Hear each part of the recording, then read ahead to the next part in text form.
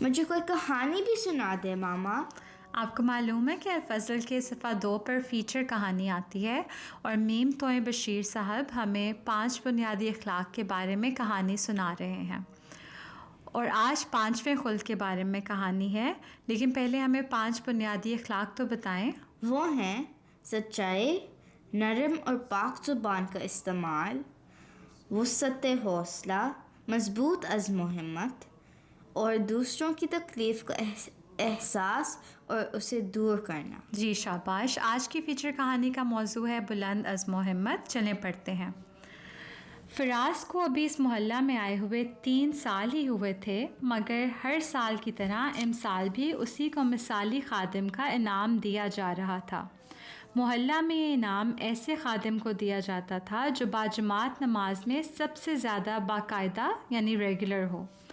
خدام میں فراز سے اس میدان میں کوئی آگے نہیں تھا، چاہے بارش ہو یا شدید گرمی۔ یہاں نماز کا وقت ہوتا اور وہاں فراز مسجد میں داخل ہو جاتا۔ جب شدید سردی میں اکثر خدام سے اپنی رضائیوں سے نکلنا مشکل ہو جاتا، فراز باقاعدگی سے اور بروقت اٹھتا، ٹھنڈے پانی سے وضو کرتا اور مسجد پہنچ جاتا۔ گرمی کی شدید تپش بھی اس کو مسجد کا رخ کرنے سے نہ روک پاتی۔ ٹھیک ہے، جیسا مرضی موسم ہوتا وہ ٹائم سے ریگولرلی مسجد پہنچ جاتا تھا۔ بعض خدام تو یہ بھی کہا کرتے تھے کہ اس دور میں فراز سے آگے نکلنا مشکل ہی نہیں بلکہ ناممکن ہے، کہ امپاسبل ہے اس کو بیٹ کرنا فراز کو اس میں۔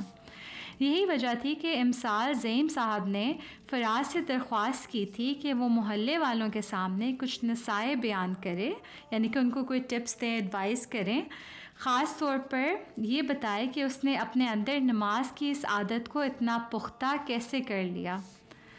سب اس انتظار میں تھے کہ فراز سٹیج پر آ کر بتائے کہ آخر وہ کون سا الارم ہے جو پورا سال باقاعدگی سے فراز کو مسجد بھیج دیتا ہے۔ فراز نے اپنی تقریر کا آغاز یوں کیا: میں آپ کے محلے میں چند سال پہلے ہی شفٹ ہوا ہوں۔ آپ میں سے اکثر یہی سمجھتے ہیں کہ میں ہمیشہ سے نماز کا عادی ہوں۔ آپ میں سے بعض نے مجھے یہ تک کہا کہ تم تو شاید اگر کسی روز نماز پر نہ آؤ تو ہم یہی سمجھیں گے کہ کسی حادثہ میں تم زخمی ہو گئے، مگر آپ میں سے کوئی ایک لڑکا بھی یہ نہیں جانتا کہ 4 سال کا عرصہ نہیں گزرا ہوگا کہ میرے سابقہ محلہ میں ایک میٹنگ میں یہ بات ہو رہی تھی کہ ہمیں ہر خادم کو نماز پر لانے میں کامیابی ہوئی، مگر فراز کو مسجد لانا ناممکن ہے۔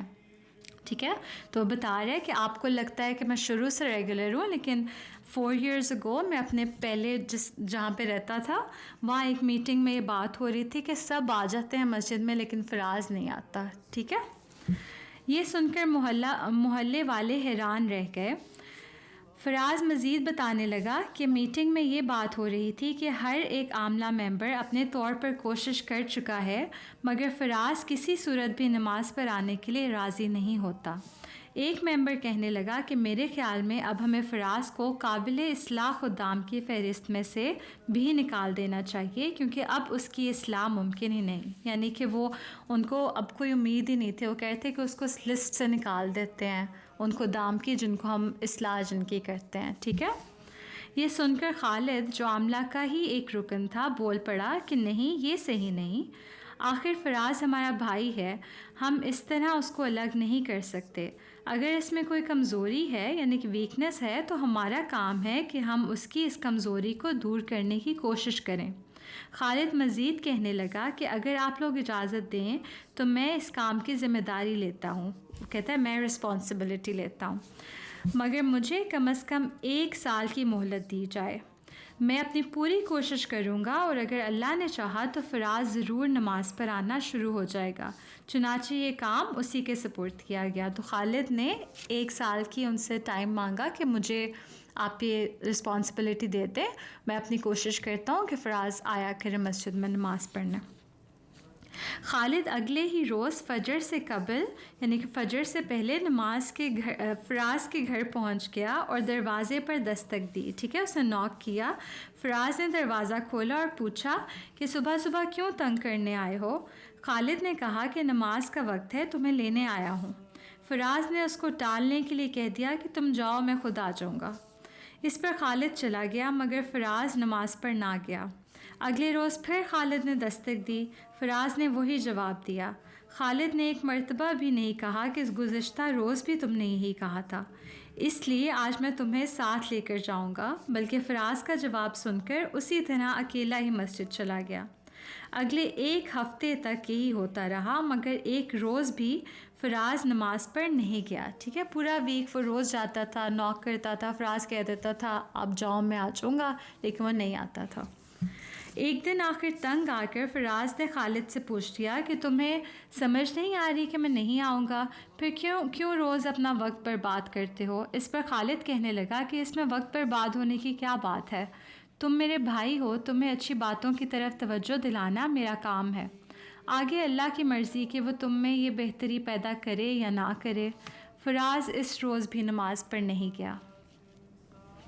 اسی طرح ایک اور ہفتہ گزر گیا۔ فراز بتانے لگا کہ بعض دفعہ وہ دروازہ بھی نہ کھولتا، جبکہ بعض مرتبہ خالد کو جھڑک دیتا یعنی ڈانٹتا، مگر خالد اسی طرح باقاعدگی سے صبح فجر سے قبل فراز کے گھر پہنچ جاتا۔ جب 2 ماہ گزر گئے یعنی کہ 2 months گزر گئے تو فراز کو بہت غصہ آیا اور اس نے سوچا کہ یہ تو میرا پیچھا ہی نہیں چھوڑتا، آج میں اس سے ضرور پوچھوں گا کہ یہ چاہتا کیا ہے۔ خالد نے فراز کے استفسار پر میٹنگ کی ساری بات بتا دی اور پھر کہنے لگا کہ دیکھو میں نے تو پکا ارادہ کر لیا ہے، اب تم چاہے مجھے جتنا برا بھلا کہو، میں روزانہ اسی طرح تمہارے گھر آتا رہوں گا اور کوشش کرتا رہوں گا۔ فراز جو پہلے ہی غصہ میں تھا، اس کو میٹنگ کی بات سن کر اور بھی زیادہ غصہ آ گیا۔ اس نے سوچا کہ اب میں خالد کی دستک پر دروازہ کھولوں گا ہی نہیں، آخر کب تک آتا رہے گا۔ اگلے پورے 1 ماہ تک فراز نے دروازہ نہ کھولا مگر خالد باقاعدگی سے دستک دیتا رہا۔ فراز کو سمجھ ہی نہیں آ رہی تھی کہ آخر خالد کس مٹی کا بنا ہے۔ اتنا عزم یعنی اتنی ڈٹرمنیشن اپنی زندگی میں اس نے پہلے کبھی بھی نہیں دیکھا تھا۔ 1 ماہ گزرنے کے بعد اس کا غصہ کچھ ٹھنڈا ہو گیا۔ اس کے بعد دونوں کی روٹین کچھ اس طرح ہو گئی تھی کہ خالد دستک دیتا، فراز دروازہ کھولتا اور کہہ دیتا کہ تم جاؤ میں آ جاؤں گا، مگر وہ نہ جاتا۔ اسی طرح کرتے کرتے 6 ماہ یعنی 6 months گزر گئے۔ ایک دن فراز بیٹھا سوچنے لگا کہ خالد تو ہاتھ دھو کر میرے پیچھے پڑ گیا ہے، آخر اس میں اس کا کیا فائدہ ہے؟ اس نے بہت سوچا مگر ہر بار اسی نتیجہ پر پہنچتا کہ نماز پر جانے سے خالد کا نہیں بلکہ اسی کا فائدہ ہے۔ اس احساس نے اس کو بہت شرمندہ کیا۔ اگلے روز جب خالد فراز کے گھر دستک دینے پہنچا تو فراز پہلے سے ہی اس کا انتظار کر رہا تھا۔ وہ خالد سے کہنے لگا کہ تم بہت مضبوط عزم و ہمت والے لڑکے ہو، میں تم سے ہار مانتا ہوں، اللہ تمہیں بہترین جزا دے، مگر خود ہی بتاؤ کہ میں نے جس نے عرصہ دراز سے مسجد کو دیکھا تک نہیں، وہ اب نمازی کیسے بن سکتا ہے؟ تم نے جتنی کوشش کرنی تھی کر لی، تمہیں بہت ثواب ہوگا، مگر میں کمزور ہوں اور نماز کا عادی نہ بن پاؤں گا۔ ٹھیک ہے، اب اس کو تھوڑا وہ امبیرس تھا کہ خالد جو روز آتا ہے اس میں اس کا کوئی فائدہ نہیں ہے، میرا فائدہ ہے، لیکن اس نے اس سے کہا کہ میرے لیے تو بہت مشکل ہوگا کہ میں تو اتنے عرصے سے مسجد نہیں گیا، میں کیسے عادت ڈالوں گا۔ خالد آگے سے کہنے لگا کہ دیکھو اگر میں تمہارے فائدے کے لیے اتنا مضبوط عزم پیدا کر سکتا ہوں تو کیا تم اللہ کی خاطر اور اپنے فائدے کے لیے اتنا ہی عزم پیدا نہیں کر سکتے؟ فراز کو بات سمجھ آ گئی۔ وہ کہنے لگا کہ میں سب سے پہلے اللہ سے اور پھر تم سے وعدہ کرتا ہوں کہ آج کے بعد میں نماز نہیں چھوڑوں گا۔ خالد یہ سن کر خاموشی سے مسجد کے لیے روانہ ہو گیا اور جب نماز ختم ہوئی تو اس کو یہ دیکھ کر بہت ہی خوشی ہوئی کہ فراز نے مسجد میں نماز پڑھی ہے۔ اس نے اللہ تعالیٰ کا شکر ادا کیا مگر وہ فراز کو شرمندہ نہیں کرنا چاہتا تھا، اس لیے فراز سے اس نے کچھ نہ کہا۔ اگلے روز خالد فراز کے گھر نہیں گیا، لیکن فراز جو اب پکا ارادہ کر چکا تھا وہ خود ہی مسجد پہنچ گیا۔ خالد کے مضبوط عزم و ہمت کو دیکھ کر فراز میں بھی یہ یقین پیدا ہو گیا تھا کہ اگر ارادہ مضبوط ہو، عزم پکا ہو تو کوئی کام بھی ناممکن نہیں۔ بعض اوقات ایسا کام جو آپ کے لیے آپ کے اپنے بس میں بھی نہ ہو ممکن ہو جاتا ہے، جیسے کہ فراز کا مسجد آنا خالد کے ہاتھ میں نہ تھا، مگر اس کا عزم اتنا مضبوط تھا کہ فراز میں بھی تبدیلی پیدا کر گیا۔ پس فراز نے خدام سے اپنی بات کا اختتام ان الفاظ میں کیا کہ وہ دن تھا اور آج کا دن ہے کہ میں نے کوئی نماز نہیں چھوڑی۔ فراز کی یہ بات سن کر خدام میں بھی یہ یقین پیدا ہو رہا تھا کہ وہ بھی اگر چاہیں تو فراز کا مقابلہ کر سکتے ہیں۔ تو یہ تھی آج کی فیچر کہانی۔ زینہ آپ کو پسند آئی؟ جی، کیا سمجھ لگی؟ دیکھیے اگر آپ نے اپنے آپ سے کمٹمنٹ کرنی ہے، اگر آپ خود ہی مضبوط عزم نہیں رہیں گے تو کوئی دوسرا آپ کی مدد نہیں کر سکتا۔ جی بالکل۔ جی انشاءاللہ۔ تو یہ تھا بچوں کے الفضل کا دوسرا صفحہ۔